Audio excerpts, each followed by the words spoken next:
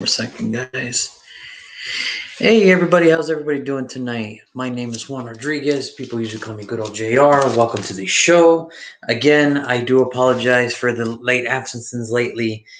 As I mentioned, a lot of moving parts. So there's going to be days where we're going to do one video, and there's going to be videos where we're going to do two teams in a row. So I do apologize for all of this. Like I said, it's just ever since the move to Vegas, everything's been kind of like a high fast pace, and we're trying to get everything done. So we're just happy that you could join us today. Happy Good Friday, everybody, to the ones that have joined us. Hopefully you guys are ready to spend a good weekend with your family, all that fun jazz. So it's going to be a quick video today. We got to go through two teams, the Detroit Lions and the Carolina Panthers, and then we'll move on till tomorrow and everything. So let's start with the Lions because they are next on the clock. So as we all know, the Lions did not have a good time last year, but before we get there, let's just see how they got there. With their 20 draft picks from last year. So last year, first round, third pick overall. They went Jeffrey Okudah, the cornerback out of Ohio State. This was a really good pick. It's just due to injuries, he really didn't play a lot. He was having the role of replacing Darius Slay, so we'll see how that ends up for him. In the second round, DeAndre Swift, the running back out of Georgia. I thought that was a good pick. 8 touchdowns rushing this year. Now that he's probably going to be the number one running back now in Detroit, so he's going to have a lot more carries and a lot more playing time, and I think that's good. I think they found their starter up in Detroit. Julian Aquara, I hope I didn't butcher that name.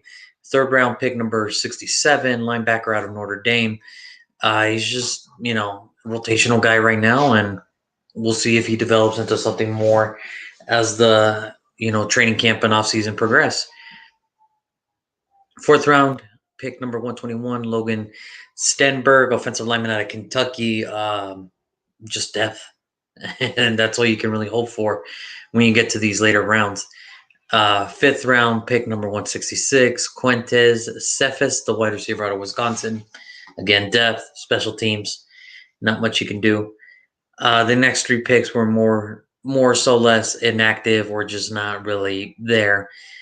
Jason Hunley, running back, New Mexico State, fifth round, pick 172. It is what it is. It's just sometimes he's special teams ace and sometimes inactive. You can only dress so many people on game days. John Pennicini, the defensive lineman out of Utah. Sometimes he would be in there, sometimes inactive. Again, it's just that's what happens. Depth, and you can't dress everybody on game day. Seventh round pick, pick number 235, Jason Cornell, defensive lineman out of Ohio State. Same thing as the previous guy. So it was not a pretty year for Detroit. It was not pretty. 5-11. Matt Patricia got fired the game after Thanksgiving. Not really a way you want to be enjoying your weekend time with your family. You just get blown out by Houston Thanksgiving Day, and then next day you get let go. I'm pretty sure that wasn't fun for anybody on the Patricia family, but it was just time. Again, after 3 years, it just wasn't working. It just wasn't working, and it happens. It happens all the time. Some coordinators are just meant to be coordinators, and some very few become successful coaches, and some are just meant to be coordinators, and there's nothing wrong with that. Nothing wrong with that at all. It happens all the time. We move on, and now we're into the new era of Detroit, the Dan Campbell era. His press conference was interesting, to say the least. Talking about, you knock us down, we're going to bite you on your leg. Knock us down again, we're going to bite you on your shin. Knock us down again, we're going to bite you at the knees. And I'm just like, okay. I think this guy's giving Mike Vrabel a run for his money. It's inspiring, to say the least. It's unorthodox, to say the least. But that's how he was introduced. And so far, I think, there was a lot of free agency moves for Detroit. I think the biggest one, I think we all kind of was taken shook by, was Detroit and the Rams switching draft picks. I don't know. I mean, not to say that both quarterbacks are equal. It's just really what are you switching? In my estimate and in my opinion, the Detroit Lions are worse today with Jared Goff under center than they were with Matthew Stafford under center. And I get it.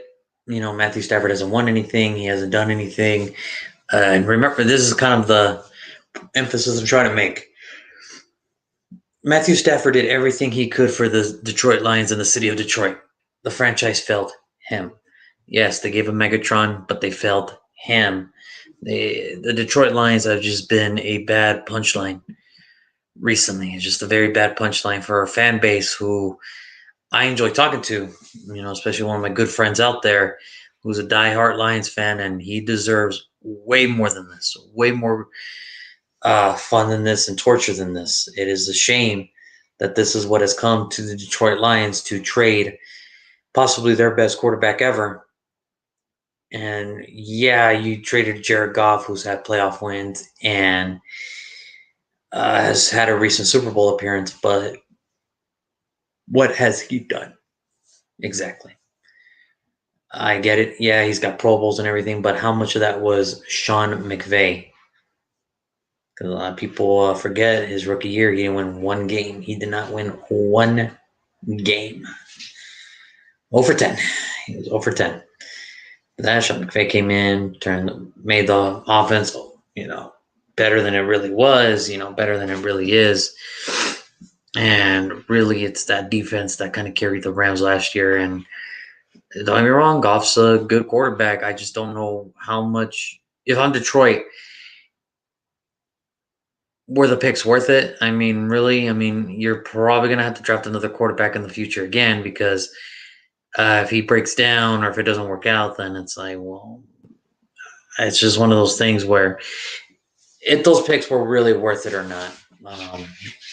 So that was his first big move. Other than that, I mean, it was more of a loss than anything for Detroit. Kenny Galladay's gone. Marvin Jones is gone. Jamal Agnew's gone. Matt Prater's gone. Gerard Davis is gone. Justin Coleman gone. Darryl Roberts gone. Ode Obushi gone. Miles Kilbrew gone. Reggie Ragland's gone. Danny Shelton. Mohamed Sanu and Desmond Trufant is gone. What I'm trying to say is the Detroit Lions are now in rebuild mode again. They are in rebuild mode again. And it sucks because they got a Jared Goff, who is considered a franchise quarterback.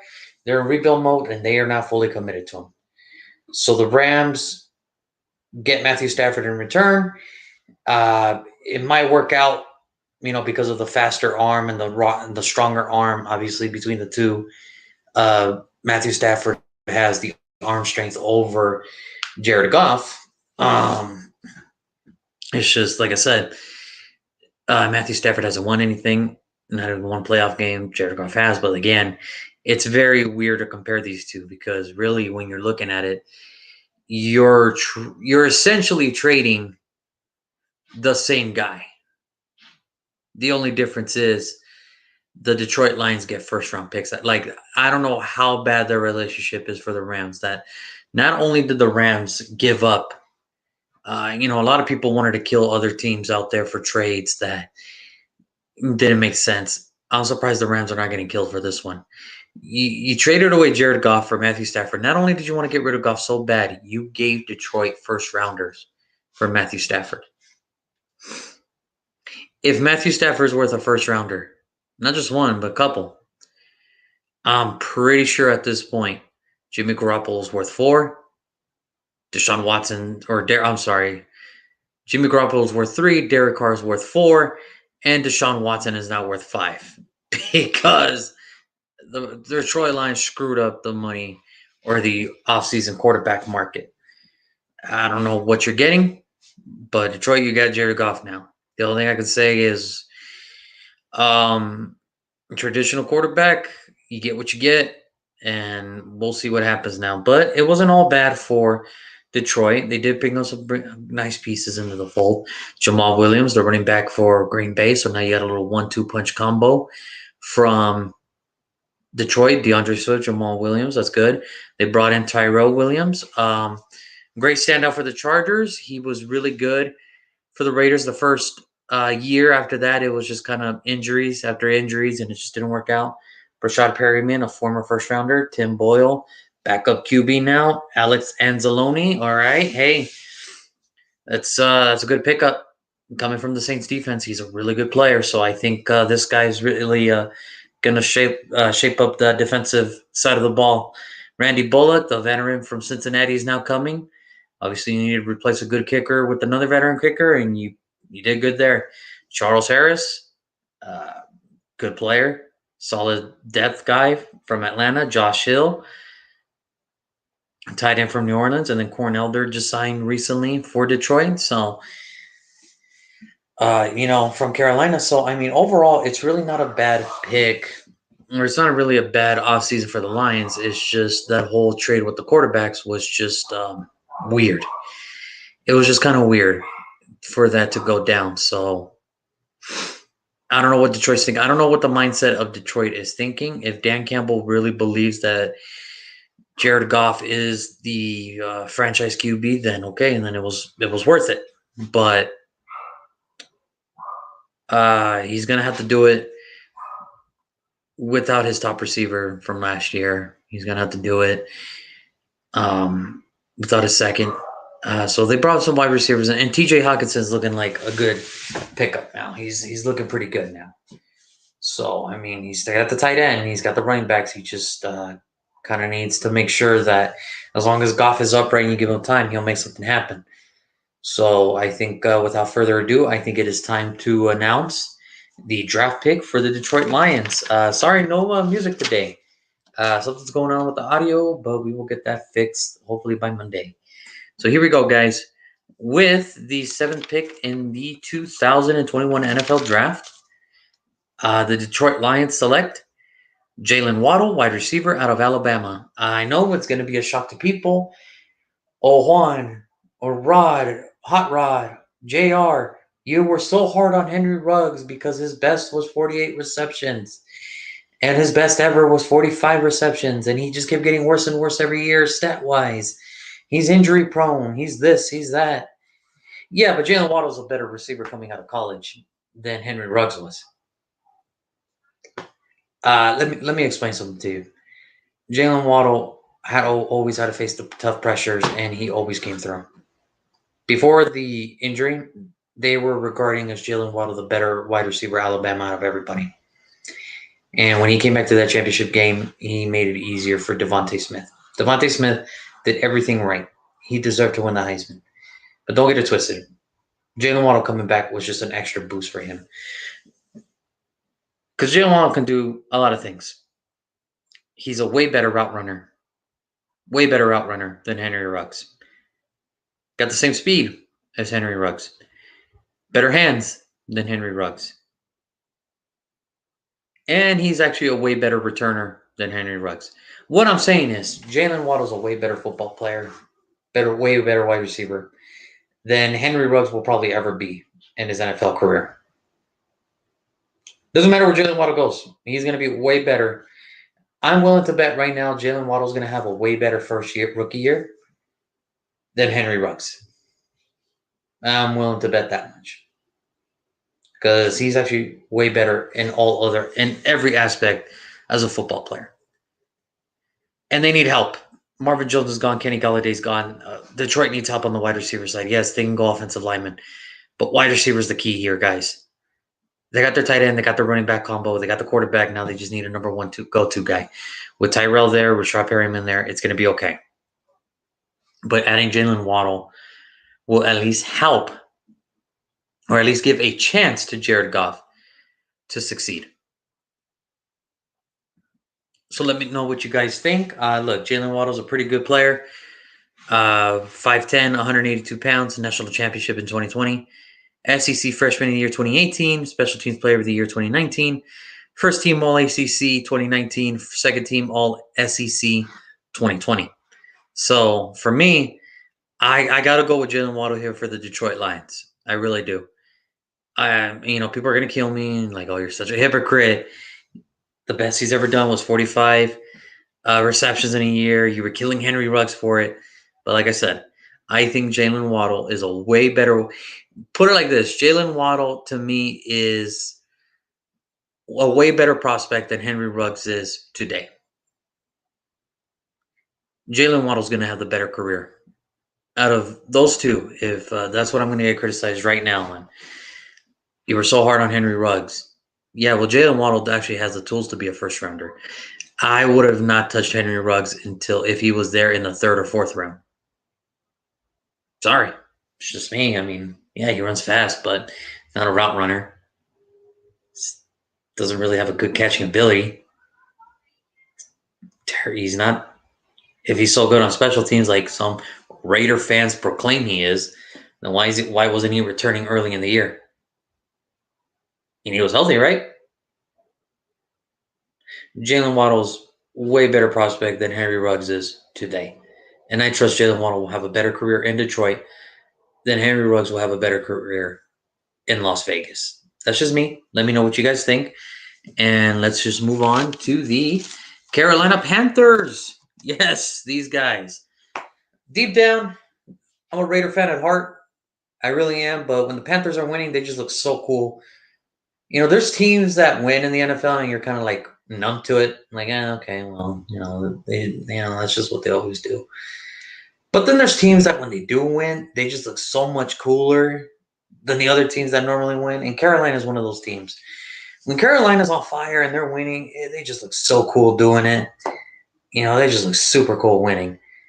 And I'll get more into that later. But let's just go over Carolina's draft picks from last year, which, by the way, was a first time in NFL draft history last year. They made history last year.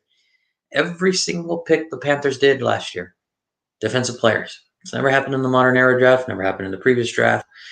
This is the first time. The Carolina Panthers are the first team in NFL history to draft every defensive, every pick was defensive player. So, for me, that's amazing. That just shows you the direction that Matt Rule does want to go into. So let's just start with number 7, Derek Brown, defensive tackle out of Auburn. Up and down roller coaster, and then it was at the end of the year we were starting to get steady. So I believe with another off season and a full training camp and preseason, he'll get better. Yetur Gross-Matos, defensive end out of Penn State. Now this guy was touted as a first rounder. So to get a first rounder in the second round, to get first round talent in the second round, then you just know that they got a good player. Again, same as, but they're going to get better. Jeremy Chin, who other than he did have he should have been in consideration for Defensive Rookie of the Year. He should have been in consideration for Defensive Rookie of the Year. He was just lights out, and I think he's going to be a good safety for a really long time. Troy Pride Jr., the fourth rounder, corner out of Notre Dame. It is what it is. You know, sometimes he's a rookie. Rookie mistakes. He's gonna learn. But I think he showed signs of life middle of the season, so I think he's gonna be okay. Kenny Robinson, special teams ace from West Virginia.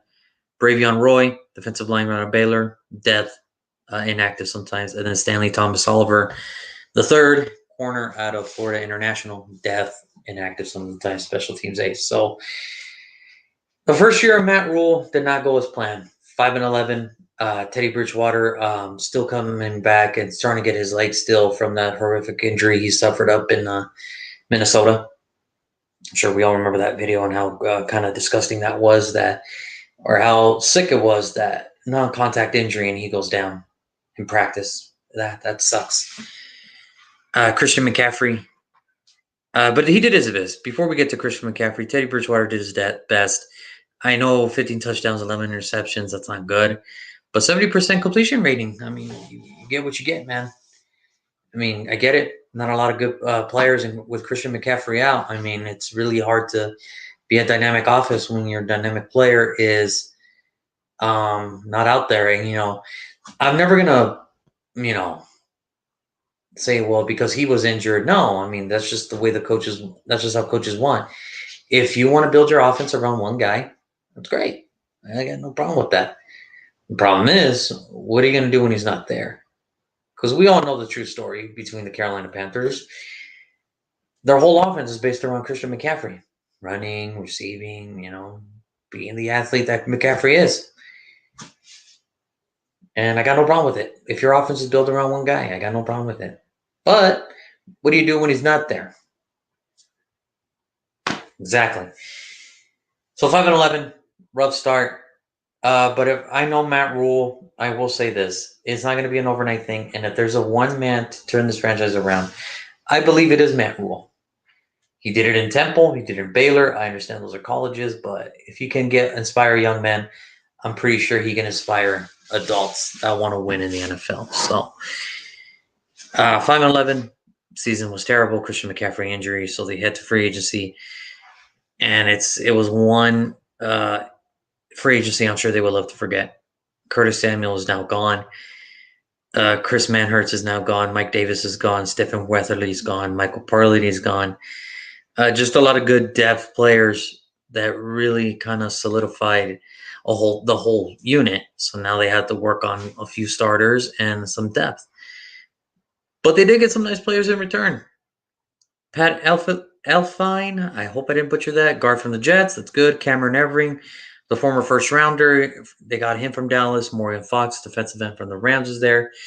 My favorite pickup so far defensively, free agency, Hassan Reddick from Arizona, now leaving or now joining the Panthers. I think him and Brian Burns are really going to tear it up. I think they're going to attack the edges really hard and really fast. So Dan Arnold, that's a sleeper. That's a sleeper pick because this dude really showed up for Arizona late in the year. So for Arizona to let him walk when he was catching fire and they know that they needed a tight end, they could have gone in for cheap. But for him to go to Carolina, I thought that was a great pickup. Denzel Perryman. So now you got Brian Burns, Denzel Perryman, Hassan Reddick. Those are your linebackers. They're going to attack the edges, and they're going to attack fast. So I like that. David Moore, wide receiver out of Seattle. Overall, I like the feeling of the boys here. The Carolina Panthers filled the right necessary players to have impactful players right now to get meaningful wins right now. And now with Drew Brees out of the fold, we don't know where New Orleans is going to lie. It's going to be interesting to see what happens to Carolina. But I like the pickups here. I really do. I think Carolina had a solid offseason. So I think without further ado, it is now time to announce their draft pick. So again, no audio of the little sound. I know everybody looks forward to that, but it happens, and we'll get it fixed on Monday. So here we go. With the 8th pick in the draft, the Carolina Panthers select Rashawn Slater, the offensive lineman out of Northwestern. Guys, you remember when I was talking about a couple weeks or a couple picks ago why I believe, Sewell was a better fit for the Bengals than Slater was? Well, this is why. They need to get Christian McCaffrey the ball. They need to protect the quarterback. And I think Rashawn Slater is a perfect fit for Matt Rule's offensive line scheme. Let me explain. 6'3", 305. I know he's not the biggest lineman, but he does have some nice intangibles. 33 bench presses. That's pretty good. 4.840. That's pretty good time for a lineman. And we have a 7.483 cone, which is one of the best in recent memory. Now, as I've mentioned a couple videos before, if you watch ESPN, the NFL Network, and Fox Sports, and any other sports media, if you don't play for the SEC or the ACC, you are a nobody. Even if you play for the Big Ten, they still look at you as the stepchild to the rest of the NCAA. Why? Because nothing's more important than ACC and SEC to them. If you play for the SEC, you're the next God-given Lawrence Taylor or anybody of those guys. If you play for the Pac-12, you could be good. I'm not here for that. I am here to give every draft prospect, no matter the conference, no matter the school, no matter where you went, I try to look at all the positives from this thing. 6'3", 305. Now I get it. That was his pro day numbers, and there was one concerning thing about him: 33 inches of arm length. Now, for the people that don't know, arm length is really big for scouts, where it's like, well, it's only 33. If you need to play offensive tackle, we would prefer if you were 30, like 36 and above. 33, that's more for guard. Let me just stop people right there for people that have doubts about him. This guy is a stud. He can play tackle, guard, center. He can play any position available to him. He's that good of an athlete. He's that good of a lineman. And why am I grading him this high? Well, a lot of people forget he handled Chase Young pretty darn good when they last met in Ohio State versus Northwestern. He handled Chase Young pretty darn good. But a lot of people forget. So a lot of people are going to say, well, it's his arm length, and I'm not sure. He's going to be fine. If he can handle the Defensive Rookie of the Year at college, I'm pretty sure that's a good sign that he can handle anybody. To me, at least. Because I've seen players that played in big-time school, and I said, no, I don't think they're going to do it. And then there's players I told people that I flocked from small schools, and I'm like, yeah, I got faith in this kid. I think he's going to be somebody. And sure enough, they bust down into the scene. My brother, and I still get him for this to this day. When the Raiders drafted Khalil Mack back in 2014, I think I was the only one in my family that was jumping up and down for joy. My brother was sick to his stomach. He said we wasted a pick again. Sure enough, it turned out to be a great pick. It's just we traded him away to Chicago, but I'm still glad I get to rub it in his face all the time. So for me, personally, I think he's going to be a stud in the NFL. I think he's going to be a left tackle. And if he doesn't, you can play him at guard, right tackle, center. You can put him wherever you want. He is just that special of an athlete. But if he can handle Chase Young in college, because nothing changed. Nothing has changed. Yeah, Chase Young has 1 year in the NFL. That's the only thing that changed. That's the only thing that changed. And I got to say, he handled him pretty good. So if I'm Carolina, I know people are every network you look at, it's quarterback. If everybody could, if all these NFL mock drafts could, they would draft 32 quarterbacks right away. But they can't because obviously there are bigger needs. I'm here to tell you right now, I think Carolina is blowing smoke. I do not think they're going quarterback. I think they will go offensive lineman. I think that's all smoke screens. I think they're going to want to get more protection for Christian McCaffrey. They want to get more protection for Teddy Bridgewater as well. Because the thing is, guys, I don't know why a lot of people are thinking like this. Not every team that sucks needs a quarterback. I'm going to say it again. Not every team that's picking in the top 10 needs a quarterback. Because if that was the case, every single year, there would be 10 quarterbacks going every single year. Every single year. According to these mock experts and everybody. Teddy Bridgewater is not a bad quarterback, in my opinion. I just think that he's been dealt ungrateful deals on cards, whether it's injuries or just timing. I think that's just the bad luck of it. But in the NFL, everybody gets one shot. Now, he has to take this next step, obviously, next year, or else they will be looking for quarterback. I do not think they take quarterback this year. I say they go Rashawn Slater. And if he does, and if Teddy Bridgewater does bad, what are you going to do? What would be the difference if you draft a quarterback now or next year? What would be the difference? You're still going to lose. So if you draft a quarterback early and you still lose, are you going to take another? Oops, sorry about that. Are you going to take another quarterback? No. So I say get the best player available. There's no quarterback worthy of the number 8 spot, but Rashawn Slater is worthy of the number 8 spot. So that's going to be it for my shows today, guys. Pretty quick one. I have a lot of things I got to do. My brother's in town, so I'm going to say hi to him and everything. So it was a short video. But I want to thank everybody for tuning in tonight on Facebook, Instagram, and YouTube Live. I want to thank everybody for the beautiful comments. We will get back to you tomorrow. I believe tomorrow it is the Broncos are next. The Broncos are on the clock. So where's Denver going to go from here? I don't know, guys. You tell me. Do you think they need a quarterback? Or do you think they maybe need something else? So I don't know. Let me know in the comments. But other than that, have yourself a wonderful night. Happy Good Friday, everybody. Take care. See you guys tomorrow.